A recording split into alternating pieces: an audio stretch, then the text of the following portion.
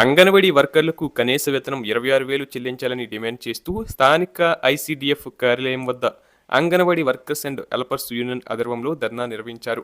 Union అధ్యక్ష కార్యదర్శి సరళా కుమారి సరోజ నాయకత్వంలో జరిగిన ఈ ఆందోళనలో పలువురు అంగన్వాడీలు పాల్గొన్నారు.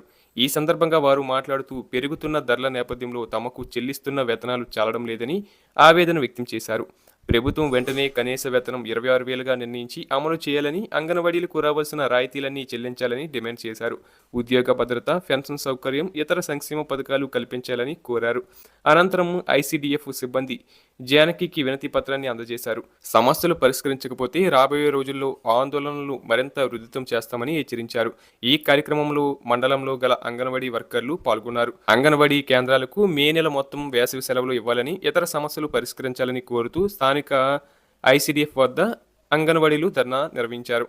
ఈ సందర్భంగా యూనియన్ ప్రాజెక్టు అధ్యక్ష కార్యదర్శులు సత్యవతి, దాలమ్మ మాట్లాడుతూ అంగన్వాడీలకు పెరుగుతున్న ధరలకు అనుగుణంగా వేతనాలు ఇవ్వాలని డిమాండ్ చేయడం జరిగింది.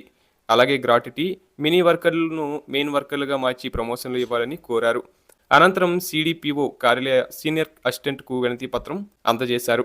రాష్ట్ర ప్రభుత్వం అంగన్వాడీలకు ఇచ్చిన హామీలను అమలు చేయాలని, ఉద్యోగ భద్రత కల్పించాలని స్థానిక anganwadi workers helpers union project అధ్యక్ష కార్యదర్శులు దాలమ్మ, పార్వతీదేవి డిమాండ్ చేయడం జరిగింది.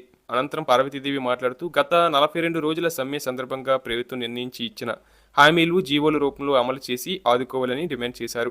అత్యంత ప్రమాదకరంగా మారిన పిఎస్ యాప్ల ఇబ్బందులు తొలగించాలని, అంగన్వాడీల సమస్యలు పరిష్కారం చేయకపోతే ఆందోళన చేపడతామని హెచ్చరించారు.